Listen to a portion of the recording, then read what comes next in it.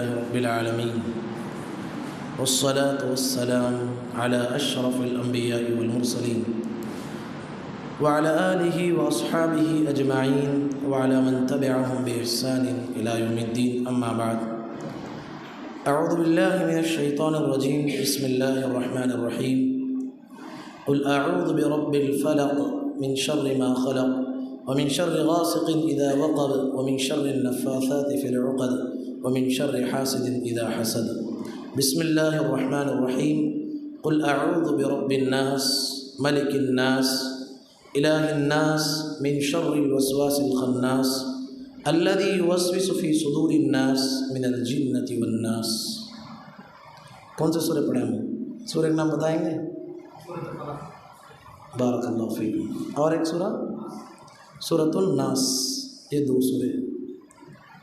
اللہ کے نبی محمد رسول اللہ صلی اللہ علیہ وسلم سونے سے پہلے قل هو اللہ احد سورہ اخلاص، قل اعوذ برب الفلق سورۃ الفلق، قل اعوذ برب الناس سورہ ناس، یہ تین سورتوں کو کیسے پڑھتے تھے؟ اپنے ہاتھ کو ایسا جمع کرتے تھے، دونوں ہتھیلیوں کو جمع کرتے تھے. اس کے بعد نبی کریم صلی اللہ علیہ وسلم ایک ایک سورے کو کتنے بار پڑھتے تھے؟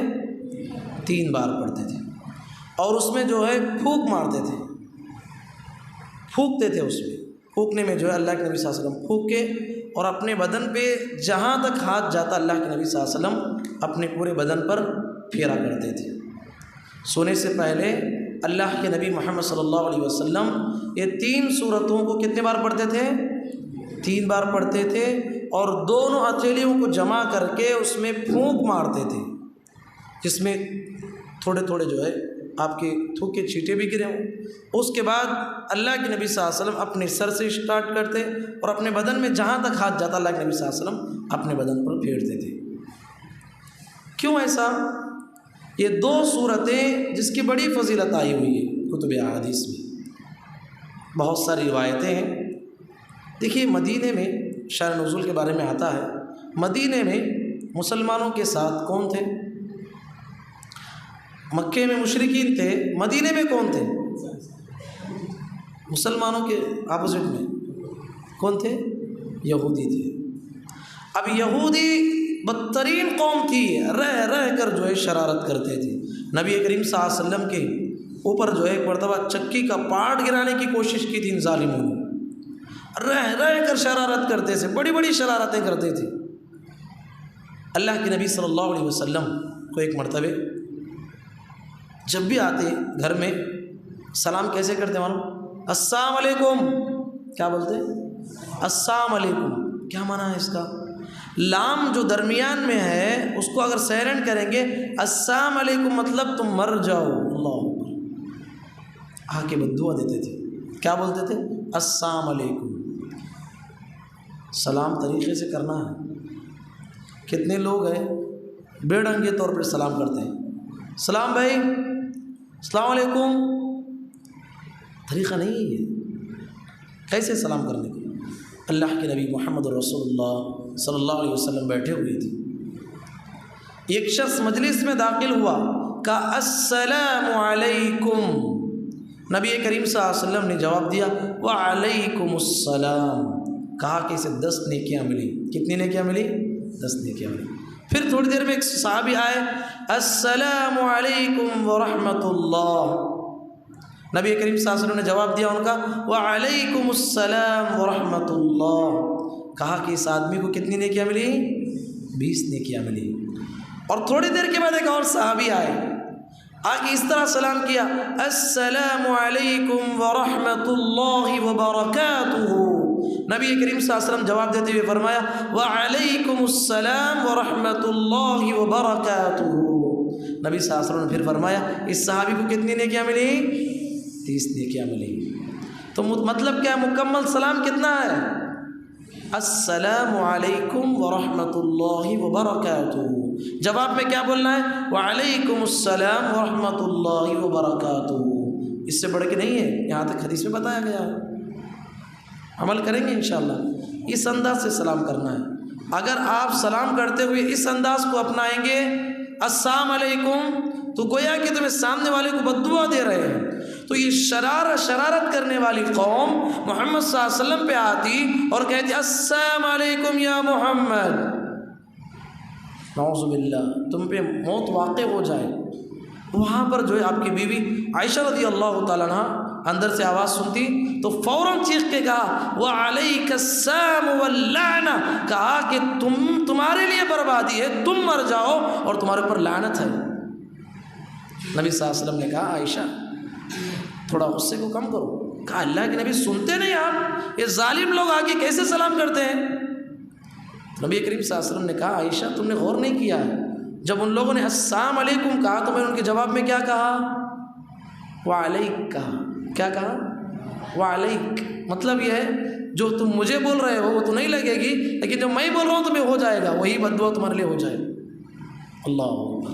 یہ شرارت والی قوم قیامت تک ایسی شرارت کرتی رہے گی یہ قوم۔ اللہ تعالیٰ اس کے لیے جو ہے اس کے مقدر میں ذلت رکھا ہے، کبھی کبھی اٹھے گی لیکن اس کے مقدر میں ہی ذلت ہے۔ تو ان ظالموں نے بڑی کوشش کی اللہ کے نبی محمد صلی اللہ علیہ وسلم کو نقصان پہنچانے کی۔ بڑی کوشش ان لوگوں نے یہ کی کہ نبی صلی اللہ علیہ وسلم پہ جادو کرنا چاہا۔ کیا کرنا چاہا؟ جادو کرنا چاہا۔ جادو ہے کہ نہیں بھائی؟ سب کا عقیدہ ہے نہیں؟ بعض لوگ جادو کا انکار کرتے ہیں، حالانکہ صراحت کے طور پہ قرآن میں ذکر ہے اور جو ہے باقاعدہ صحیح البخاری میں موجود ہے۔ تو کہا کہ بعض یہودیوں نے نبی صلی اللہ علیہ وسلم پہ جادو کرنے کی کوشش کی اور جادو کیا بھی۔ ایک شخص ہے بہت بڑا جادوگر تھا، اس کا نام ہے لبید بن عاصم الیہودی۔ کیا نام اس کا نام؟ لبید بن عاصم الیہودی۔ ایک یہودی جو ہے بہت بڑا جو ہے جادوگر تھا۔ نبی کریم صلی اللہ علیہ وسلم پہ اس نے جادو کیا۔ اب نبی کریم صلی اللہ علیہ وسلم بڑے پریشان رہتے تھے، ایسے لگتا تھا گویا کہ آپ صلی اللہ علیہ وسلم کو جو ہے کوئی بیڑیوں میں جکڑا گیا ہو، پریشان ہوتے تھے۔ بسا اوقات بیٹھ کے جو اللہ کے نبی صلی اللہ علیہ وسلم اللہ سے دعائیں کرتے تھے۔ 6 مہینے تک نبی کریم صلی اللہ علیہ وسلم کو جو ہے پریشانی لائق ہوئی۔ بسا اوقات نبی کریم صلی اللہ علیہ وسلم بعض چیزیں بھول جاتے تھے۔ اب یہاں پر آپ کو اچھی بات یاد رکھنا، بھول کس میں ہوتی تھی؟ دنیا کے معاملات میں، کوئی کام کرے نہیں کرے جیسا لگتا، شریعت کے معاملات میں نہیں ہے۔ قرآن جو نازل ہوا، قرآن کے اللہ تبارک و تعالیٰ نے جو احکامات نازل ہوئے اس میں نبی صلی اللہ علیہ وسلم کو بھول نہیں ہوئی، اللہ کی جانب سے وہاں حفاظت ہو گئی۔ ایسا ہوا کیا؟ شریعت میں کچھ اللہ کے نبی صلی اللہ علیہ وسلم حلال تھا تو اسے حرام بول دیے یا حرام کو حلال بول دیے، ایسا کچھ ہوا؟ نہیں ہوا۔ شریعت کے لحاظ سے بھول نہیں ہوئی۔ بھول کس میں ہوئی؟ دنیا کے معاملات کے حساب سے بھول ہوتی تھی۔ ایک مرتبہ عائشہ رضی اللہ عنہ خود کہتی ہیں، ایک مرتبہ نبی صلی اللہ علیہ وسلم رات میں اٹھ کے اتنا رونے لگے تکلیف کی وجہ سے، اور اللہ تبارک و تعالیٰ سے جو ہے گڑ گڑاتے ہوئے دعائیں کرنے لگے۔ اس کے بعد اللہ کے نبی صلی اللہ علیہ وسلم تھوڑی دیر لیٹ گئے، سو گئے۔ نبی کا خواب کیا ہوتا بھائی؟ سچا ہوتا ہے نا، نبی کا جو بھی خواب ہے وہ سچا ہوتا ہے۔ نبی صلی اللہ علیہ وسلم سو گئے تو 2 فرشتے آئے، ایک کہاں بیٹھا؟ سر کے پاس بیٹھا، اور ایک پیر کے پاس بیٹھا۔ سر کے پاس بیٹھے سو فرشتے نے کہا یہ صاحب کو کیا ہوا ہے؟ پیر کے پاس بیٹھنے والا نے کہا مطبوع، کہا کہ ان کو جو ہے جادو ہوا ہے ان پہ۔ اچھا جادو کس نے کیا؟ کہا کہ لبید بن عاصم الیہودی نے کیا۔ اچھا جادو کس میں کیا گیا؟ کہا کہ نبی کے گھر میں ایک لڑکا جو کام کرتا تھا اس کے ذریعے سے کچھ بال اور کنگھی حاصل کیا تھا، بال اور کنگھی میں کیا ہے۔ اس نے کہا اچھا یہ کہاں دفنایا گیا یہ جادو کر کے؟ کہا کہ فلاں بئر زروان نامی کنویں کے پاس جو ہے اس کو جو ہے چھپایا گیا۔ فوراً نبی کریم صلی اللہ علیہ وسلم آنکھ کھول دیے، عائشہ رضی اللہ عنہا کو بلایا، کہا کہ عائشہ دیکھتی نہیں جس دن سے میں پریشان ہوں 6 مہینے سے، اس کا اللہ تعالیٰ نے حل بتا دیا مجھے، حقیقت میں مجھ پہ جادو ہوا ہے۔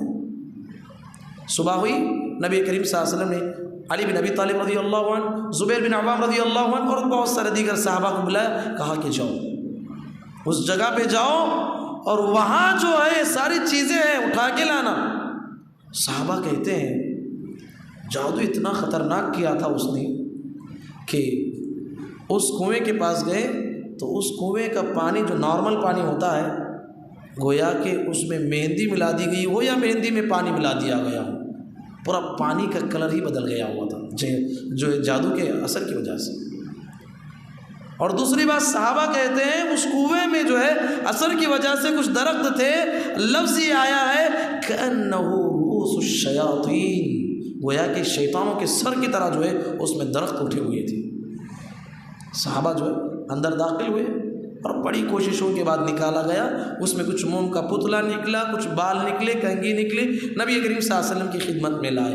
تو اللہ کے نبی صلی اللہ علیہ وسلم کے پاس جبرائیل علیہ السلام یہ 2 صورتیں لے کے آئے، کون سے سورۃ الفلق، سورۃ الناس۔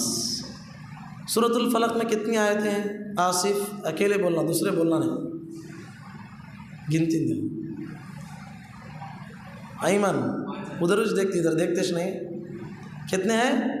بارک اللہ فیکم۔ سورۃ الفلق میں کتنی آیتیں ہیں؟ 5 آیتیں ہیں۔ سورۃ الناس میں کتنے ہیں؟ بولیے، نہیں نا، آپ بولیے۔ 5 ہے، 4 5 میں 6 اچھا ہے۔ آپ کے بہن بھی بولے 4، سالے صاحب بولے 5، تمہیں 6۔ اب تینوں میں سے کون صحیح جی؟ آپ بولو۔ بارک اللہ فیکم۔ جعفر بھی آپ متفق ہیں؟ کتنے آیتیں ہیں؟ 6 آیتیں ہیں۔ 5 بھی 6 ملے تو کتنا ہوتا بھائی؟ 12۔ کتنے؟ 11۔ تو یہ یہودی بھی جو ہے بالوں میں 11 گھاٹی ڈالا تھا۔ تو جب نبی کریم صلی اللہ علیہ وسلم ایک ایک آیت پڑھتے گئے تو ایک ایک گھاٹی کھلتی گئی، یہاں تک کہ 11 گھاٹیاں بھی کھل گئی۔ اور اللہ کے نبی صلی اللہ علیہ وسلم کو جو ہے اتنی آسانی پیدا ہو گئی کہ گویا کہ آپ جکڑے ہوئے تھے، آپ کو راحت ملنے لگی، آپ کو سکون مل گیا۔ اب رہی بات، صحابہ نے کہا اللہ کے نبی جب عقیدہ آپ کو معلوم ہے لبید نے کیا ہے، اجازت دیں تو اس ظالم کی گردن کو ہم مار دیں گے۔ نبی صلی اللہ علیہ وسلم نے کہا کہ نہیں، چھوڑ دو اس کو۔ اب حکمت کا تقاضا یہی ہے کہ اس کو چھوڑ دو، اللہ نے مجھے شفا دے دیا ہے، اسی میں کافی ہے۔ تو مطلب یہ ہے کہ بتانا یہ ہے، اللہ کے نبی صلی اللہ علیہ وسلم فرماتے ہیں کہ يتعوض من عين الجان وعين الانس فلما نزل معوذتين اخذ بهما وترك ما سوى ذلك۔ نبی کریم صلی اللہ علیہ وسلم کے بارے میں آتا ہے نبی صلی اللہ علیہ وسلم جنات کے، انسانوں کے، ہر شر کے، ہر شے کی شر سے پناہ مانگنے کے لیے یہ 2 اللہ کے نبی صلی اللہ علیہ وسلم بہت ساری دعائیں پڑھتے تھے نظر بد سے بچنے کے لیے۔ جب یہ 2 صورتیں نازل ہو گئی نبی صلی اللہ علیہ وسلم نے ان دونوں کو لیا، سب کو بھی چھوڑ دیا۔ مطلب کیا ہے؟ اس کی اہمیت بتانا ہے۔ یہ 2 صورتیں اللہ کے نبی صلی اللہ علیہ وسلم پڑھتے تھے۔ مطلب یہ ہے جنات کا شر ہے، شیاطین کا شر ہے، نظر بد ہے، جو بھی پریشانی کے مسائل ہیں، یہ 2 صورتیں پڑھے تو سارے مسئلے حل ہو جاتے ہیں۔ اس کی فضیلت معلوم ہو گئی؟ انشاءاللہ رات میں سونے سے پہلے پڑھیں گے انشاءاللہ۔ کیسے پڑھیں گے؟ کیسے پڑھیں گے؟ یہاں چاہے تمہیں ادھر چاہے، ہاں وہی چھوڑتا ہوں، جلدی بولے نہیں۔ ہاتھ ایسا اٹھانا، اور اللہ کے نبی صلی اللہ علیہ وسلم 3 بار پڑھتے تھے، اس میں پھونکتے تھے، پھر اپنے بدن میں ہاتھ جہاں تک جاتا وہاں تک اللہ کے نبی صلی اللہ علیہ وسلم جو ہے پھیرتے تھے۔ تو اس کی بڑی فضیلت آئی ہوئی ہے، انشاءاللہ عمل کریں گے اس پہ انشاءاللہ۔ تو اس طریقے سے اللہ کے نبی صلی اللہ علیہ وسلم نے ہمیں تعلیم دی ہے کہ ہمیں جو ہے اسلامی طریقے کے مطابق ہمیں سونا چاہیے۔ اسی طریقے سے ایک تعلیم رات میں اللہ کے نبی صلی اللہ علیہ وسلم نے سونے سے پہلے ہمیں دی ہے کہ اپنے گھر کے برتنوں کو بند کرنے کا حکم دیا۔ کیا کرنا ہے؟ اپنے گھر کے جو برتن ہیں، کھانے کے برتن ہیں، پانی کے برتن ہیں، بند کر کے سونا چاہیے، اس لیے کہ سال میں وبا نازل ہوتی ہے، اگر وہ وبا تمہارے گھروں میں آ گئی تو انسانوں کے لیے شر لائق ہو سکتا ہے۔ تو رات میں سونے سے پہلے کیا کرنا ہے؟ برتنوں کو بند کرنا ہے، بسم اللہ کہتے ہوئے برتنوں کو بند کرنا ہے۔ اسی طریقے سے اللہ کے نبی صلی اللہ علیہ وسلم نے تعلیم دی ہے، رات میں اگر آپ سونے جا رہے ہیں اچھی طریقے سے ہاتھ کو، منہ کو دھو کے سونا چاہیے۔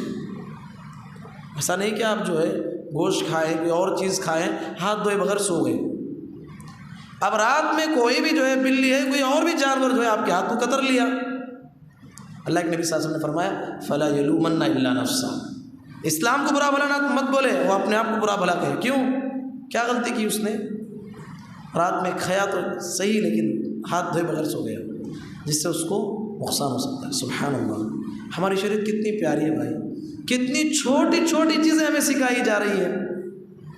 نبی صلی اللہ علیہ وسلم نے فرمایا صبح میں اٹھے ہیں فوراً اٹھ کے وہ چیز اٹھانا درست نہیں ہے. نبی صلی اللہ علیہ وسلم نے کہا رات میں سوئے ہیں صبح اٹھے ہیں کسی برتن کو بھی ہاتھ نہیں لگانا یہاں تک کہ اپنے ہاتھ کو اچھی طریقے سے دھو لیں. فَإِنَّهُ لَا أَدْرِي أَيْنَ بَاتَتْ يَدَهُ، کہ اسے نہیں معلوم کہ اس کا ہاتھ رات میں کہاں گزارا ہے، اس نے کہاں جو ہے ہاتھ کو گندگی لگی ہوئی ہے. کہا کہ ہاتھ دھونے کے بعد ہی جو ہے اپنے برتنوں کو یا کسی اور چیز کو جو ہے چھونے کا حکم دیا. کتنی پیاری تعلیمات ہیں. اللہ کے نبی صلی اللہ علیہ وسلم جب بھی سوتے تھے اپنے سر کے پاس کیا رکھ لے کے سوتے تھے؟ بارک اللہ فیکم. ابھی ہمیں کیا رکھ لے کے سوتے ہیں؟ موبائل رکھ لے کے سوتے ہیں. اللہ کے نبی صلی اللہ علیہ وسلم سوتے ہوئے مسواک رکھ کے سوتے تھے. اور اگر آپ بھول جاتے تو آپ کے ازواج مطہرات میں سے کوئی مسواک رکھ دیتے تھے. اللہ کے نبی صلی اللہ علیہ وسلم فجر میں اٹھتے تو پہلا کام کیا کرتے تھے؟ مسواک کرتے تھے. منہ کی صفائی کی اسلام میں کتنی بڑی اہمیت ہے. نبی صلی اللہ علیہ وسلم نے فرمایا لولا ان اشق علی امتی لامرتهم بالسواک، کہا کہ میری بڑی خواہش ہے ہر نماز کے وقت میں میری امت کے لوگوں کو میں یہ حکم دوں کہ وہ مسواک استعمال کرے، لیکن میں انہیں واجب قرار اس لیے نہیں دیتا کہ انہیں میرے بعض امتیوں کو تکلیف ہوگی، لیکن میری خواہش تو ضرور ہے. اس پہ عمل کرنا کریں گے انشاءاللہ. اس پہ عمل بہت بڑی سنت ہے میرے بھائی. اللہ کے نبی صلی اللہ علیہ وسلم کی آخری سانس جب جاری تھی نبی صلی اللہ علیہ وسلم کا سر کس کے گود میں تھا؟ بارک اللہ فیکم. عائشہ رضی اللہ تعالیٰ عنہ کے گود میں تھا. تو دیکھا کہ ایک صحابی اندر داخل ہوئے. کون داخل ہوئے؟ ذرا فرق کر رہے ہیں. عبد الرحمن بن ابی بکر. کیا نام ہے؟ عبد الرحمن بن ابی بکر رضی اللہ عنہ. اور وہ بھی داخل ہوئے تو مسواک کرتے ہوئے اندر آئے. نبی صلی اللہ علیہ وسلم کی نظر کس پہ پڑی؟ مسواک پہ پڑی.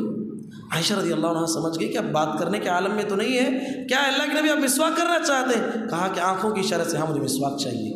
مسواک کو پلٹایا گیا. عائشہ رضی اللہ عنہ کہتی کہ اب طاقت نہیں تھی کہ اس کو نرم کر سکے، میں نے خود اس کو چبایا اور پھر اللہ کے نبی صلی اللہ علیہ وسلم کو دی. نبی صلی اللہ علیہ وسلم نے اس خوبصورت انداز میں مسواک کو کیا گویا کہ آپ نے زندگی میں ایک خوبصورت انداز میں کر رہے تھے. کیا مطلب ہے؟ میں اللہ کے پاس جا رہا ہوں اس انداز سے اللہ کے پاس جانا چاہتا ہوں کہ جو ہے میں پاکی صفائی کا اہتمام کر کے جانا چاہتا ہوں اور میری امت کے ہر انسان کے پیغام دینا چاہتا ہوں. پاکی صفائی آدھا ایمان ہے اور خصوصاً منہ کی پاکی صفائی یہ بہت بڑا جو ہے اللہ کے تقرب کا ذریعہ ہے. منہ کو پاک رکھیں گے انشاءاللہ. یہ بیڑی، یہ سیکریٹ، یہ گٹکا، یہ جو ہے نشاور چیزیں یہ سب حرام ہے میرے بھائی. کل مسکر حرام. کسی کے پاس جا کے فتویٰ نہ لائیں. بعض لوگ مکروہ کہتے ہیں اس یہ تو حرام ہے. چھوڑ دو اللہ کے لیے میرے بھائی. تھوڑی دیر کے لیے سوچو. اللہ کے نبی صلی اللہ علیہ وسلم جب اللہ کے پاس جا رہے ہیں تو اپنے منہ کی صفائی کے ساتھ جاتے ہیں اور اللہ کے دربار میں آپ جو ہے 5 بار آتے ہیں مسجد میں اللہ کے سامنے کھڑے ہونے کے لیے اور ایک گندے منہ کے لے کے آئیں گے. سوچو تو صحیح ہماری جو ہے اللہ کے سامنے کیسے حاضری ہونا ہے. اپنے منہ کی صفائی بہت بڑی اہمیت رکھتی ہے. اللہ کے نبی صلی اللہ علیہ وسلم نے منہ کی صفائی پر بڑی توجہ دی ہے. اسی لیے صبح میں اٹھتے تو پہلا کام کیا کرتے تھے؟ مسواک کرتے تھے. اسی طریقے سے اللہ کے نبی صلی اللہ علیہ وسلم نے ہمیں تعلیم دی ہے کہ رات میں خواہ جاگنے سے اپنے آپ کو بچائیں. کتنے لوگ ہیں، کتنے مسلمان بچے ہیں، کتنے نوجوان ہیں آپ جانتے ہیں رات میں جاگنے کو اپنا مشغلہ بنا لیا ہے.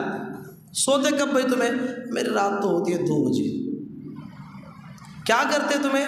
کچھ تو نہیں، کچھ نہیں، بیکار کے کام. دوستوں سے بات کرنا، یہ فون کا غلط استعمال کرنا. اللہ کی قسم میرے بھائیوں تنہائیوں کے گناہ سے بچو. ایک گناہ ہے تمہیں وہاں سے گھڑی کاٹ دی، مجھے ٹائمش معلوم نہیں، بولتا چلوں گا پیچھے دیکھو. گھڑیش نہیں وہاں، تھوڑی دیر میں ہو جائے گا انشاءاللہ۔ تنہائیوں کے گناہوں سے بچو، تنہائیوں کے گناہوں سے بچو۔ میرے بھائی میں کیا بولنا چاہتا ہوں، انسان کی دو زندگی ہے، ایک عام لوگوں میں بیٹھے ہوئے ہیں، سبحان اللہ الحمدللہ اللہ رسول کی باتیں بہت کرتے ہیں، جب تنہائی میں بند کمرے میں جاتے ہیں، کتنے لوگ ہیں خلوت کے گناہوں کو اپناتے ہیں۔ کیا مطلب ہے؟ ان کے دلوں میں اللہ کا ڈر نہیں ہے۔ اللہ کے نبی صلی اللہ علیہ وسلم فرماتے ہیں قیامت کے دن بعض لوگ لائے جائیں گے، تمہارے صفوں میں نماز پڑھتے تھے، تمہارے ساتھ کھاتے تھے پیتے تھے عبادتیں کرتے تھے، تمہارے ہی جنس سے تھے، لیکن ان کی ایک ایک نیکی بھی جو ہے تہامہ پہاڑ، اوٹی کا پہاڑ دیکھیں، تہامہ پہاڑ ایک پہاڑ ہے، کہا کہ بڑے بڑے پہاڑوں کے برابر ایک ایک نیکی لائے گا وہ، اللہ اس کی ایک ایک نیکی کو حبا منصورہ کی طرح جو ہے اڑا کے پھینک دے گا، اس کی ایک نیکی بھی اللہ کے پاس کوئی اہمیت نہیں رکھتی، اس لیے کہ فَإِنَّهُ، اس لیے کہ وہ جب خلوت میں جاتا تھا اللہ کے حرام کردہ چیزوں کو جو ہے اس میں داخل ہو جاتا تھا اور جو ہے حرام کام کرتا تھا، گناہ کے کام کرتا تھا۔ اپنے آپ کو تنہائیوں کو گناہوں سے بچاؤ، بچائیں گے انشاءاللہ۔ اللہ کا ڈر رکھو میرے بھائی، بے حیائی اور عریانیت سے ہمیں اپنے آپ کو بچانا ہے۔ ایک زمانہ تھا زنا کرنے کے لیے انسان کو بہت محنت کرنا پڑتا تھا، چوری کرنے کے لیے انسان کو جو ہے بہت پلاننگ کرنا پڑتا تھا، بہت مشقت چلنا بھاگنا کرنا پڑتا تھا، اور آج گناہ اتنا آسان ہو گیا ہے، بند روم میں بیٹھ کے آپ جو ہے چوری کا گناہ، زنا کا گناہ، بے حیائی کا گناہ، دنیا کے جتنے گناہ ہیں آپ بیٹھے بیٹھے کر سکتے ہیں۔ کیسے دور میں ہم زندگی گزار رہے ہیں، سوچو تو صحیح، ترقی والا زمانہ ہے یا تنزلی والا زمانہ ہے؟ قیامت کے دن اللہ کے عرش کے سائے میں جو 7 لوگ ہوں گے، ان میں سے کون ایک آدمی ہوگا؟ ایک آدمی وہ ہوگا جو تنہائی میں جاتا ہے، تنہائی میں جا کر اللہ کو یاد کرتا ہے، ففاضت عینا، اللہ کو صرف وہ دیکھ رہا ہے، اب اللہ کو یاد کرتے ہوئے بیٹھا ہوا ہے، دنیا کا کوئی اسے نہیں دیکھ رہا ہے، بس اس کا اللہ اسے دیکھ رہا ہے۔ ففاضت عینا، اللہ کا نام لیا، اس کی آنکھوں سے آنسو جاری ہو گئے، کہا اللہ کے عرش کے سائے میں اس بندے کو جگہ ملنے والی ہے جو بندہ اللہ کے خوف سے تنہائی میں روتا ہے، تنہائی میں اپنے آپ کو گناہوں سے بچاتا ہے۔ تو تنہائی کے گناہ ہمارے راتوں میں زیادہ ہو گئے ہیں۔ ہمارے بچوں کو دیکھو، کتنی بچیاں ایسی ہیں، کتنے بچے ایسے ہیں، بے حیائی اور عریانیت ان کے ذہنوں میں کیسے داخل ہو گئی، اللہ اللہ اللہ حفاظت کرے۔ بس اوقات بعض بچے وہ باتیں جانتے ہیں جو شادی شدہ جوڑا بھی نہیں جانتا ہے۔ کیوں؟ آج ایسے حالات آ گئے ہیں۔ بچوں کی حفاظت کرنا ہے میرے بھائی، سب سے بڑی بات، ماں باپ ذمہ دار قسم کے ہیں، اپنے اولاد پہ نگرانی کرو کہ وقت پہ انہیں سلانے کی کوشش کرو۔ آپ اگر ذمہ دار ماں باپ ہیں، موبائل پہ اگر دلائے ہیں تو دیکھو چیک کرو کہ وہ کیا کر رہا ہے اور کیا دیکھ رہا ہے، ایسا نہیں کہ جو ہے بیجا اس پہ بھروسہ کرنے لگو۔ تو رات میں اللہ کے نبی صلی اللہ علیہ وسلم کی سنت تھی، عشاء سے پہلے سونے کو ناپسند کرتے تھے، عشاء کے بعد بات کرنے کو ناپسند کرتے تھے۔ کیا بولیے؟ عشاء سے پہلے سونے کو ناپسند کرتے تھے، عشاء کے بعد بات کرنے کو ناپسند کرتے تھے۔ رات ہوئی تو سو جانا، جاگنے کی کوئی ضرورت نہیں۔ ہاں البتہ جو ہے آپ کوئی دینی معاملات ہیں، کوئی پروگرام رکھیں، کبھی ایک مرتبہ یا کوئی اہم مشورہ ہے، اس میں آپ کو اجازت ہے، خواہ مخواہ جاگنے کی اسلام جو ہے اجازت نہیں دیتی۔ شریعت نے کہا کہ تمہارا سونا بھی عبادت ہے، تمہارا سونا بھی عبادت ہے۔ انشاءاللہ اس سلسلے میں مزید باتیں آپ کے سامنے آئیں گی۔ اللہ رب العالمین سے دعا ہے اللہ تعالیٰ کہنے والے اور سننے والوں کو، پروردگار ہم تمام کو شریعت کے بتائے ہوئے طریقے کے مطابق ہمیں سونے اور جاگنے کی توفیق نصیب فرمائے۔ پروردگار ہم جو کچھ عبادتیں کرتے ہیں ہماری عبادتوں کو قبول فرمائے۔ اللہم آمین، وآخر دعوانا الحمدللہ رب العالمین، سبحانک اللہم وبحمدک، اشہد ان لا الہ الا انت، استغفرک واتوب الیک۔ السلام علیکم ورحمۃ اللہ وبرکاتہ۔